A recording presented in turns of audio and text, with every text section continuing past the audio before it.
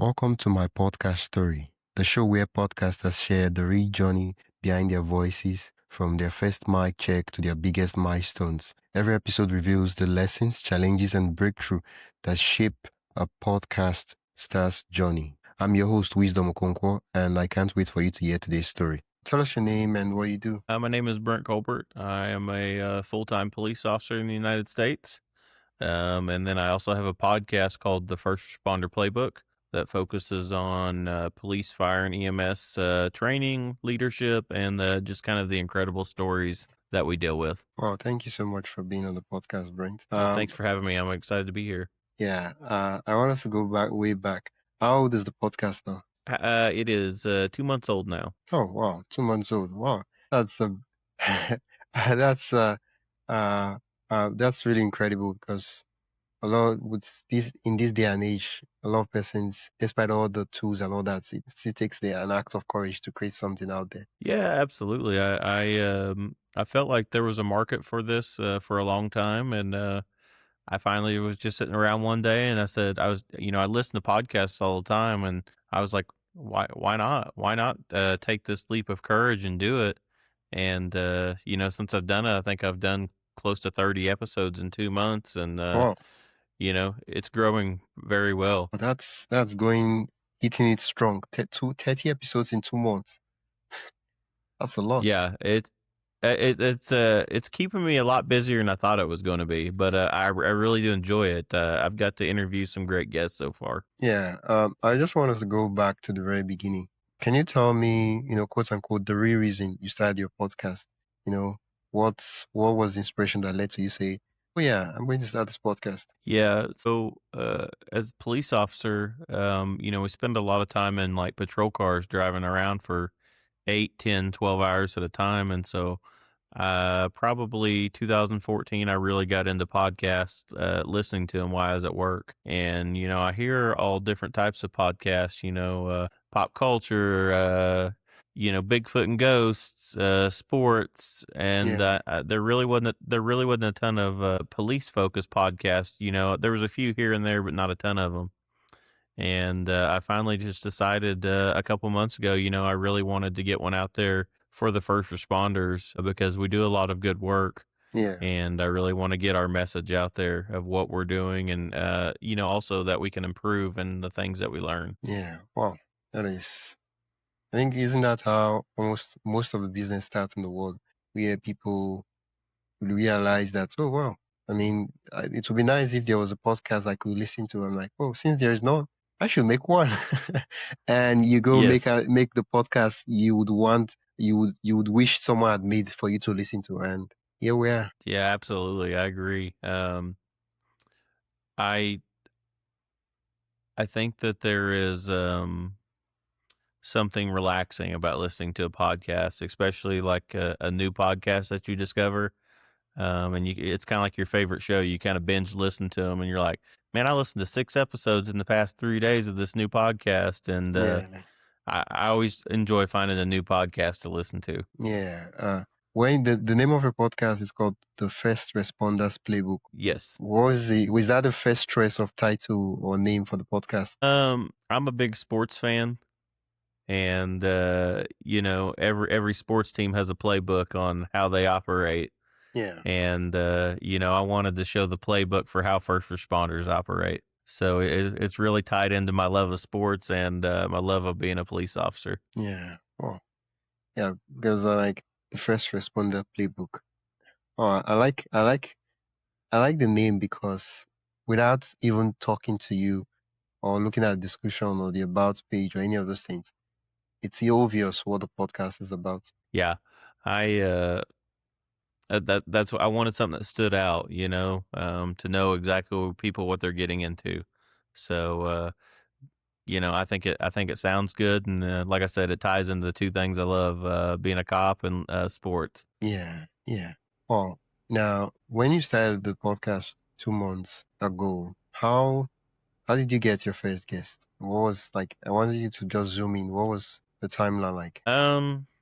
My first guest, pretty quickly I found out what PodMatch was, and that's how we linked up as well. And my first guest actually was from PodMatch. And I've actually become a huge believer in what PodMatch does because they are so helpful in getting these podcasts out here and getting us connected with great guests. And so without PodMatch, I wouldn't have had my first guest. And that's where I've got a majority of my guests from. Oh, I'm curious. How did you hear about PodMatch? To be honest with you, I saw it on Reddit, Oh, and okay. somebody was recommending it on there, and I got on there, and I really enjoyed what I was hearing, from their creator, and I signed up pretty quickly, and it's taken off so far. I mean, I've definitely had some that were outside of the network, but I've got some really cool guests off of Podmatch. Wow. Wow. Okay. Okay. Wow. Since it's 2 months into the podcast now, when you started the podcast, you had the vision you had for the podcast, and it's 2 months in. It's fairly early, but so far, how would you say the podcast is doing with regards to the purpose, the vision you had for the podcast? Does the question make sense? Yeah, I think it's growing very well, and it's coming out in the vision I wanted it to, and so that it's growing very well. And you know, I'm not gonna say it's Joe Rogan or anything yet, but it's coming out very well. Yeah. And I've got a lot of great guests that are bringing a lot of good knowledge on the podcast, and so it's going probably as well as it could. I'd love to get into the behind the scenes of the podcast, right? How does the podcast get made? What are the tools, the apps, the softwares you use, to produce those magnificent episodes? Yeah, absolutely. Right now I'm using StreamYard for my the video portion of the podcasting, which I love because it makes it very simple. It's I used Riverside at the start. Those two are very similar in how they operate, and they're so simple. I mean, they pretty much make podcasting for dummies. Anybody can do it, and I love it. Yeah, But I also use Cast Magic. It's a software that you can load your video into, and it'll come up with a list of 10 different titles. It will come up with social media posts for you. It'll come up with like a podcast description, transcripture podcast for you. And I got a lifetime license for it. And I mean, it makes podcast like everything. It's got all your timestamps in there and everything. It cuts down on the work tremendously. So I'm a big believer in Cast Magic. And then I use another one that I got a lifetime license on called Reap, REAP, okay. and it's a video clip maker that uses AI, and you can kind of pick like the links you want your clips in and the style of how it displays the text on the screen, and it breaks it down, and it even gives it like a virality score of like how viral it thinks it might could go, Yeah, and it gives you a nice good title for it. Um, so those three things make podcasting simple. Um, I want to grow in how I edited my podcast eventually. But right now, those three are making it pretty simple for me. yeah. I'm curious. Why did you switch from Riverside to StreamYard? To be honest with you, I just wanted to try them out and just see which one worked best for me. And Riverside was fine. I really enjoyed it. And then I switched to StreamYard, and I just haven't switched yet. I think they're both very similar in how they operate. And I don't have anything bad to say about them as well. My podcasting hosting site, I'm using Podbean. My first site I used, I was not very happy with at all. I was having a lot of issues on like getting it posted to different websites and stuff. But it was a smaller one that someone had recommended to me on Reddit, and it worked fine. But it basically tried to have a Riverside program built in with it, and Mm, is this is it it Zencaster? no, it was not Zencaster. I've heard of that one, but it was not it. Um, but I was not a fan of it. It wasn't working the way that they said it was going to work to, and so I switched to Podbean, and I've had no issues whatsoever through that. So I have nothing bad to say about Podbean whatsoever. That Yeah. that is an awesome podcasting host. Wow, that's good. Okay, so you use Podbean. Are you on YouTube? Yes, I am. And my YouTube actually is where it's grown tremendously compared to Okay. everywhere else. I've got 2,200 followers already on Wow, YouTube in 2 that's a months. lot. Wow, Yeah. wow, Yep. that's huge. Wow. Yeah. And so I wish I had a reason of why YouTube over everything else, but so far it seems to be doing pretty well on YouTube. Um, I don't know. I've been trying to, integrate SEO stuff into it and stuff like that, and so far it's working pretty well. Yeah. Um, is the YouTube monetized? Not yet. I would like to, I've got the subscriber Count? amount. I'm just Okay. trying to get to the viewership numbers. Oh, okay. Okay. Yeah, I So think it's that that 4,000 watch hours, something like that. yeah, and so I haven't got there just yet. I would love to, but that's the goal for towards the end of the year. I'd like to get monetized by the end of the year. Yeah. Um, Yeah. Wow. Wow. and I, that's such a high bar to get. It seems like, because you're like, man, I've already hit the subscriber amount, but I hadn't got the viewership numbers.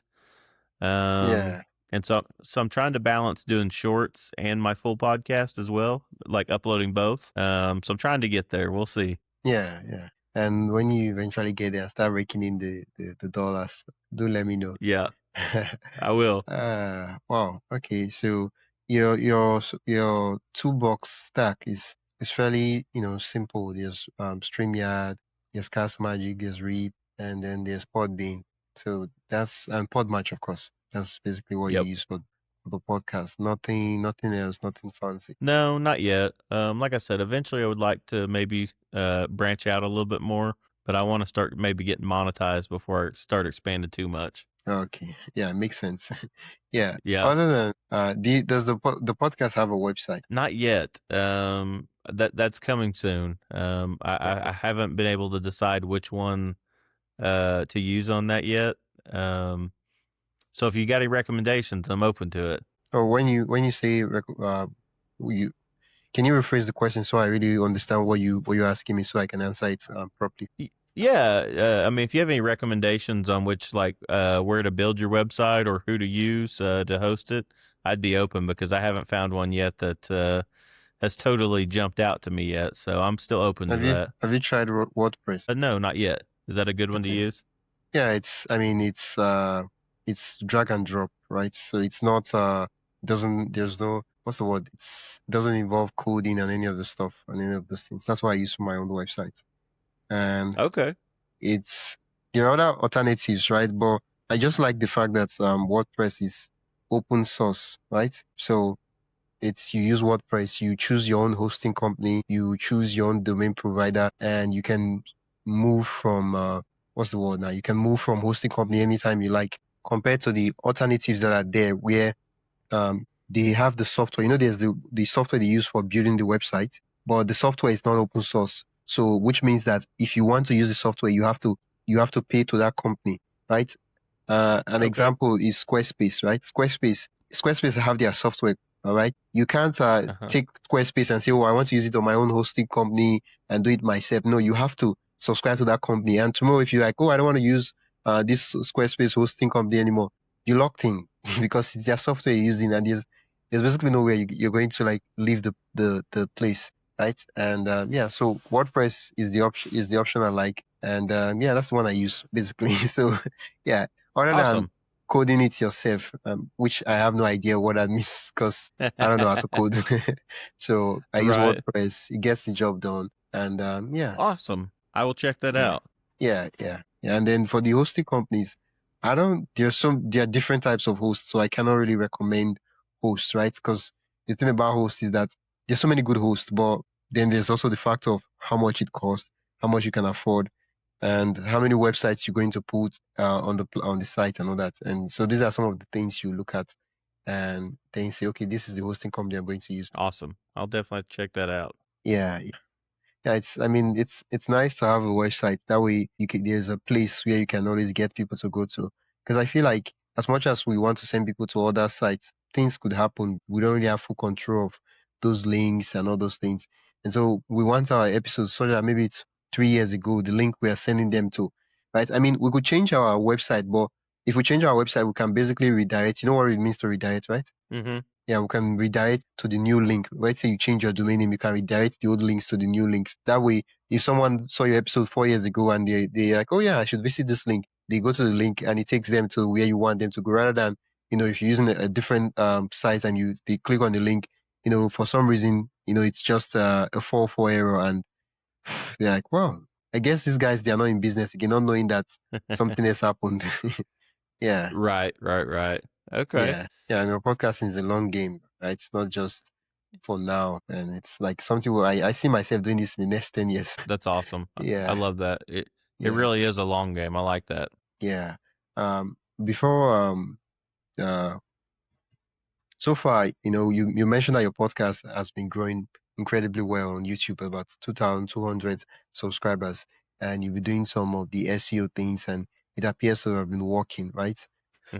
I would love if you could, just, show us the channel and give us some pointers on why you see this one is the top video and why this one is doing well, based on what you know, so that we can also, share bounce some ideas off, and those who are listening, they can also, take that off. And if you feel like you want to share your screen, you can also share your screen.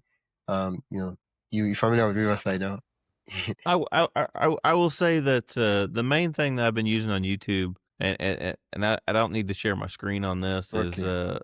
and I thought about this, was TubeBuddy. Okay.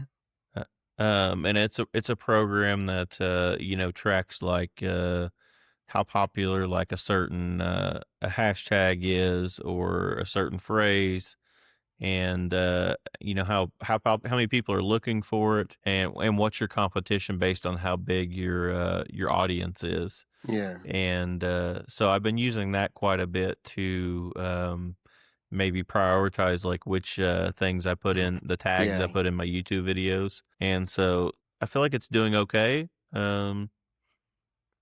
Again, I'm not overnight sensation. I haven't blown up with like 1 million views or anything like that, but they're slowly getting better. And that's all I can ask for, is that it keeps growing, Yeah. So far you've been doing the podcast for 2 months now. You've done a lot of episodes, about 30 episodes. What would you say is the biggest roadblock you faced in podcasting? Just the time. People don't realize that, depending on how long your podcast is, it may be anywhere from 15 minutes to an hour for recording. And then there's probably another hour or two of getting everything squared away just to publish it. And, if you do one or two a night, you may get one knocked out that night, and then you may post the other one a couple days later. And in the meantime, you're still recording a couple more episodes. And uh, once my audience gets big enough, I could see it being a full-time job, because there's a lot that goes into it. And so it takes up a Yeah. lot of my free time. Yeah. But Oh, I enjoy it. I really do. I've got to talk to some awesome guests. quick break. Before we continue, I'd love to invite you to join the My Podcast Story newsletter. Each week, I share highlights from our guest stories, behind the scenes podcasting tips, and resources to help you grow your own show. You can sign up at mypodcaststory.com/join. That is mypodcaststory.com/join. Now, let's get back to the episode. Yeah. Oh. Has there been a lesson you learned the hard way? Maybe an experiment that didn't quite go as planned. Yeah, and like I said, I can't think of the company off the top of my head, Yeah. but the very first the podcast host I used, I don't know what happened, but it stopped playing my episodes on Apple Podcasts, Ooh. and they were uploading, but they wouldn't play. Ooh. And so luckily I had somebody email me and tell me that they weren't playing, and so I finally got it worked out to get them working again. But as somebody trying to get their podcast off the ground, and then they're like, "Hey, we tried to check it out and it wasn't working." That kind of made my heart race a little bit. Yeah. Wow. Okay. That's when you decide to say, okay, I need to switch. Right. I'm done with these shenanigans. Exactly, because I made a couple help tickets with them, and it'd take them like 1 or 2 days to get back to me, and like Man. you know in this business, like if it's not working right, then people will move on. Exactly, and man. and so I switched to Podbean, and I haven't had one issue since.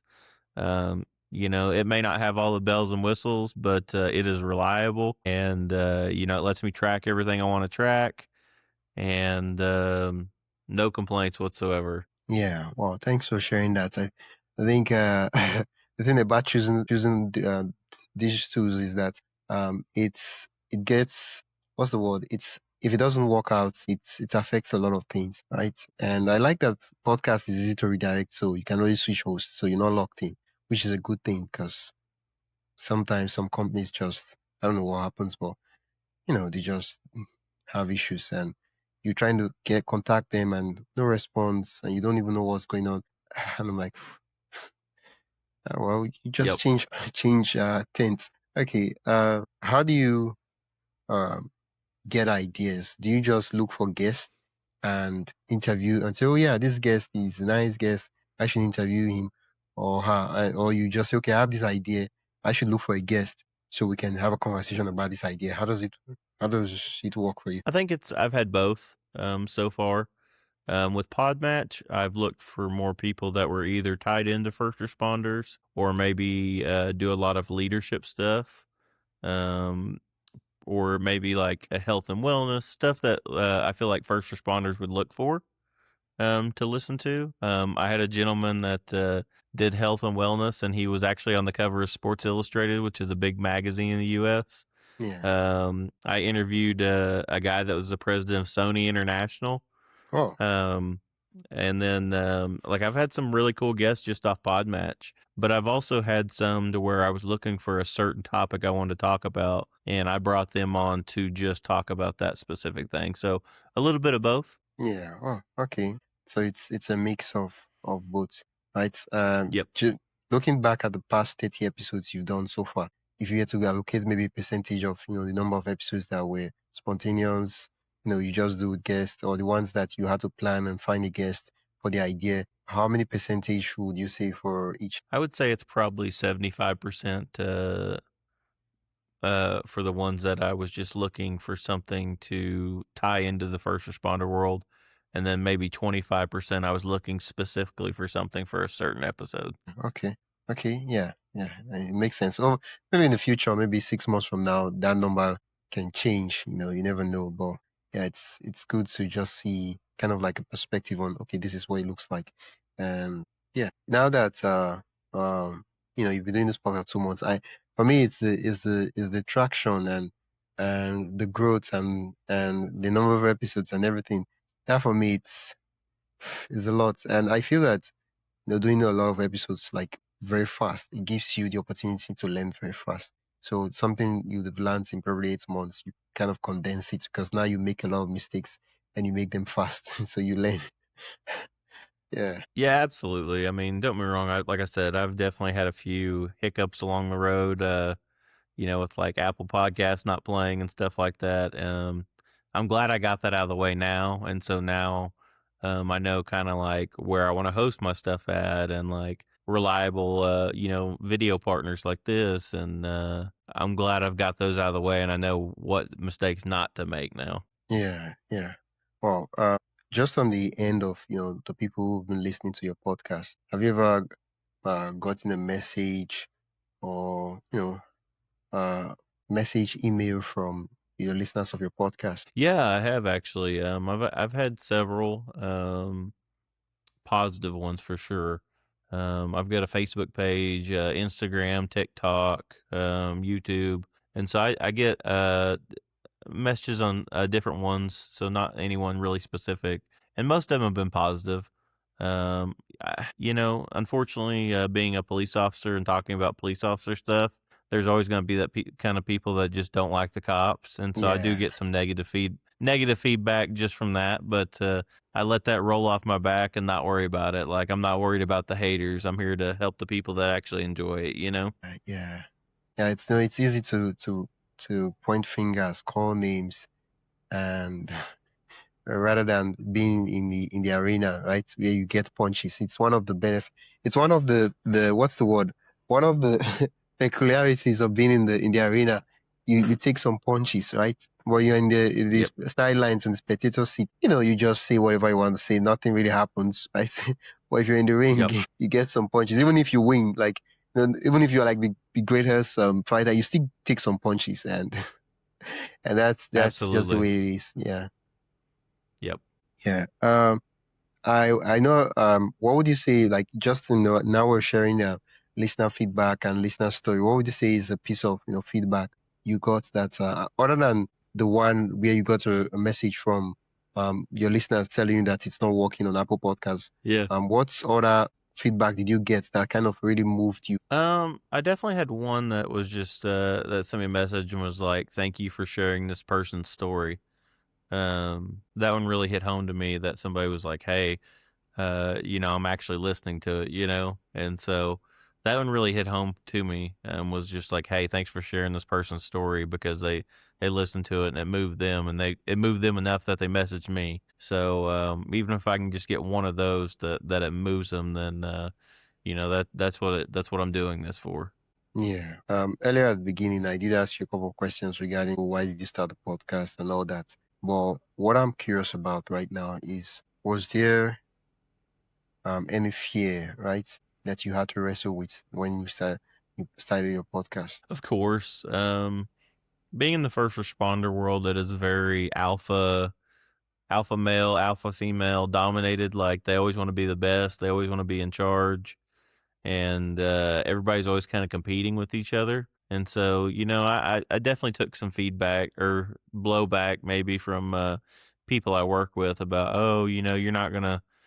Not, I don't want to say they didn't want to say that I wouldn't succeed, but they just kind of were like, oh, you're just Yeah, doing this to roll their do it, eyes. and Yeah, yeah, and that's been the main thing. And I just blow them off because if they don't want to support it, they're not going to support it. But the people that are, they're supporting it pretty good, and we're going to keep growing this thing. And I'm not going to let those people hate drag me down with them. yeah. Before we proceed with the other questions I do have to ask you, is there any when you in terms of your podcasting journey? I know it's 2 months, but a lot has happened in that 2 months, right? Is there anything when you think about podcasting, any you create maybe not crazy, right? Story you would love to share, as regards to podcast? Yeah, I mean, I would just say PodMatch has put me into contact with people I never would have thought I would have get to interview, and Wow. so many cool people. I interviewed a guy that was a Secret Service agent and got to protect the President of the United States. I got to interview an executive from Disney, um, a former president of Sony International, all kinds of cool people that I was just like, I would have never got to interview these people. And my podcast has been out 2 months and I've already interviewed these people. So to me, that's crazy because I'm a small town Oklahoma kid and I'm interviewing these people from, all across the United States and the world. So that's pretty cool. Yeah. Wow. Wow. Okay. If you could go back to day one, right? What's one piece of advice you would give yourself? That's 2 months ago, of course. I would have started earlier. Oh, If wow. if I if I'd have known how a lot of these programs make it a lot more simple, I would have started a couple years ago. Oh, Because I'm enjoying it. wow. Um, This is interesting. So, are you saying that you've had this idea to start a podcast a couple of years ago and you just started it 2 months ago? yeah.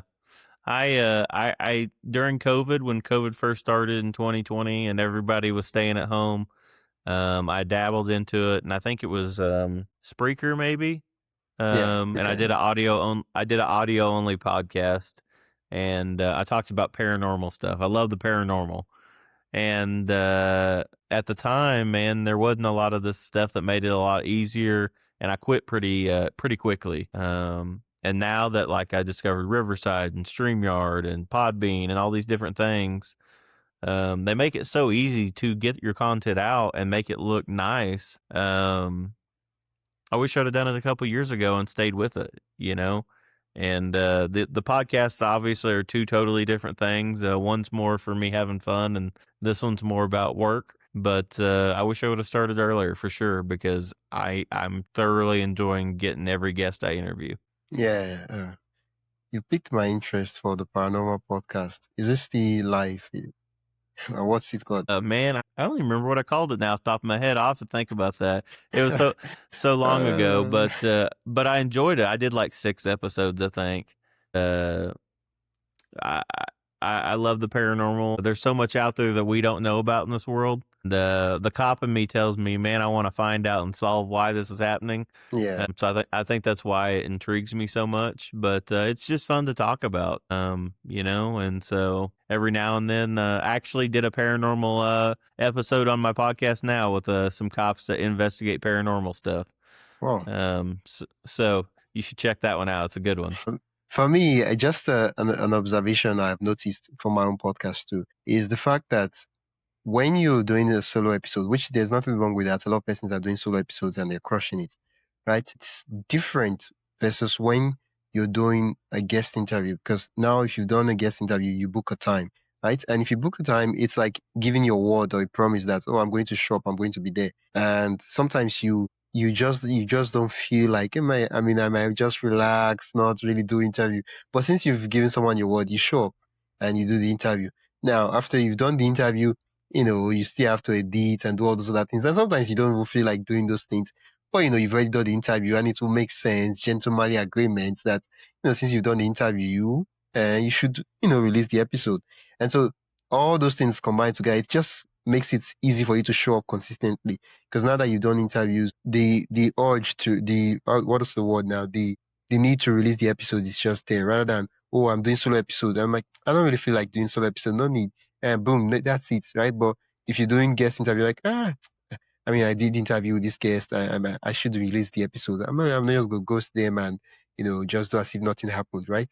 And so you do the first guest, the second guest, and before you know, you're just doing it and just releasing all the episodes, and so you're consistent now, rather than you just being your own guy, basically doing it when you feel like. Yeah, for sure. I think that you do feel that responsibility when you have a guest, and so I think that's why I kind of went towards the guest format, is it helps push me to get my episodes out. Yeah, yeah.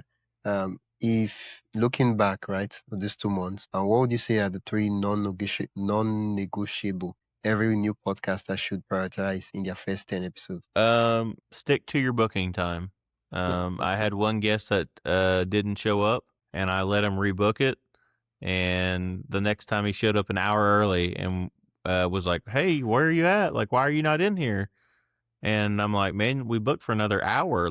And I wasn't even home from work yet, and so I let him Yeah. do it a third time, and he showed up an hour early again. And I'm like, "Man, like." And so after the third time, like I canceled it, Wait, and what it's was what was the issue? I'm curious.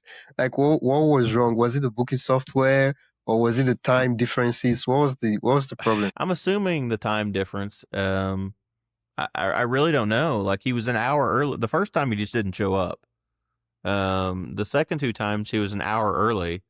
Um, you know, I really don't know, but like after the first time not showing up, and then the second time he was an hour early, you'd think he would have maybe paid attention a little bit better to the time booked, and he was at an hour early again, and so I was just like, hey man, like it's nothing personal, but like if you can't show up to where we're gonna be, like I'm gonna move on. And so that would be my number one thing for sure, is just stay true to your bookings. Like if the guests can't show up on time, that's on them. Like don't keep going out of your way for them. There will be other guests. Yeah, okay. Um, Number two is have fun. We're all here wanting to share a message, and we Yeah, do this podcast for a reason. As long as you're having fun, even if you don't got a ton of listeners yet, and it's just slowly growing, even if you have one listener that loves your podcast, like that's one more than you had before. yeah, And so just have fun with it. And I think my third one is network. Make sure to go on other podcasts, spread your podcast to these other audiences, and vice versa. Let them come on and talk about their podcasts, and work together to grow your podcast. So those are my 3 things. yeah, okay. Well, thanks for sharing that. Now, it's 2 months now, and there's a whole lot of time in front of you. What are the projects you're working on? I want to continue growing this podcast for sure, but my goal for by the end of the year is I want to launch a sports podcast as well. Oh, I okay. love I love baseball. I love college football. I love the NFL. I like the NBA. I love just talking about sports, and so I have some buddies that are down to do it, and I just want to get it going towards the next couple months, and just talk sports maybe once or twice a week, and have fun with it. Oh, that's interesting. Do you have a timeline for like what like oh this is when we're going to do this, or it's still just in the idea cooking phase? I would like to start doing it by the 1st of September, which is when college football season kicks off in the NFL. So Okay. hopefully by then. So the next Okay. maybe in the next month or so. Oh yeah. Okay. 1st of September. I know from experience that if a podcast is going to start by 1st of September, it means the podcast is going to actually start in August, not September. Yep. Yep. Yep. Yeah, yeah. So the all the preliminaries, like creating the name, putting the cover art, and all those things, so that once it's just time, it's record and publish, record and publish. Exactly. Exactly. Yeah, yeah. Okay. What about for this? Okay, you mentioned that you're going to grow the podcast, and I'm curious, right? Because I'm looking for ideas to steal. Of course. Are there any specific things like you YouTube is working, you're doubling on that, doubling down on that, to get the watch hours so you can get monetized. But other than YouTube, are there any other specific things? Yeah, you did mention the website. Yeah. Yeah, for sure. I'd like to get a website going, and I think that would help out. Just so, kind of like you said, it would drive traffic to if somebody searched my podcast, stuff like that. But I really want to just continue posting on different social medias, and I think getting the word out there will slowly start growing the podcast. I would like to get monetized, for sure on YouTube, but maybe on a couple other platforms by the end of the year. Yeah. But that's my main goal is just continue to try to grow those different things by sharing them on social media and just getting the word out and growing the podcast. Oh. Oh. Oh, and I would love to follow up with the chapter 2 of this podcast story. What happens, if you start the sports podcast? Because I'm curious, what it feels like running the sports podcast. Because unlike the First Responder Playbook, which most of the things you do, they're pretty much evergreen, right? It doesn't really Yes. change. It's like right, and so well, for the sports, right, you have to be on time, right? You have to cover this. Oh, this thing happens. This happens. Nobody wants to listen to you covering sports when except it's sport history, right? Nobody wants to listen to you talking about sports of like 6 months ago. I'm like, dude, what about the one going on now, right? And so that would I think I know you figure out a way, Sha, but to figure out a system where you get despite the time and everything, it gets the episode goes out live, right, without much work, and you can always show up consistently. Yeah, that's I'm curious to know because news and sports and all those things, these things they're very important because it has to be fresh. Yeah, absolutely. And I'm just going to be honest. Um, the one I'm doing right now, the First Responder Playbook, is I'm doing it because I think there's a need for people in my line of work to learn and grow. Okay. The sports one would just be me having fun with my buddies and Okay. having a good time. And Okay. of course, you want it to grow as well. But it's not oh my god, if it doesn't grow, like I'm going to be upset. But we're just going to go out there and have fun and talk sports, and if it takes off, it takes off. And I just want to have fun with that one. Okay.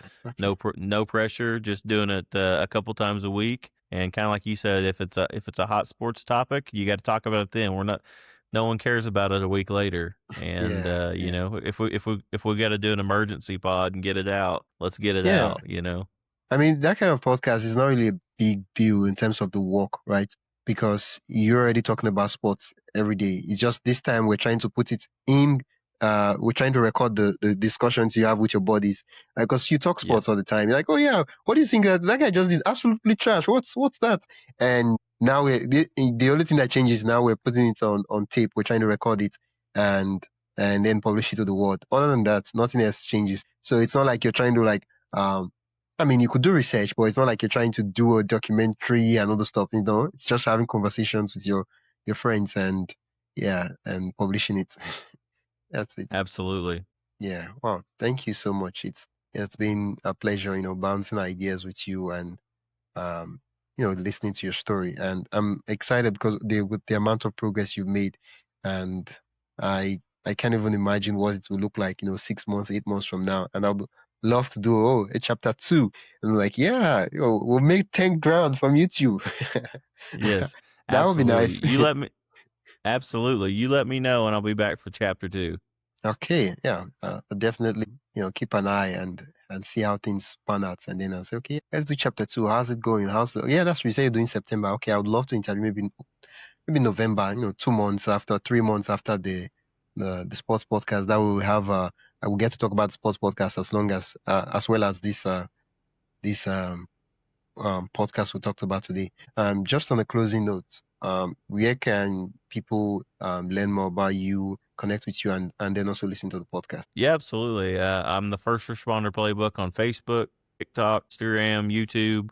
You can find my podcast on all streaming platforms: Apple, Spotify, Amazon. I'm on YouTube. I mean, everywhere. Find me, give me a listen, and I would love everybody just to at least give me a chance to. I'm sure there's an episode in there somewhere that somebody can take something and learn from. Doesn't have to Yeah, just be first responder related. yeah. Well, thank you so much, Brent. Yep. Thank you for having me tonight. I appreciate it. Yeah, my pleasure.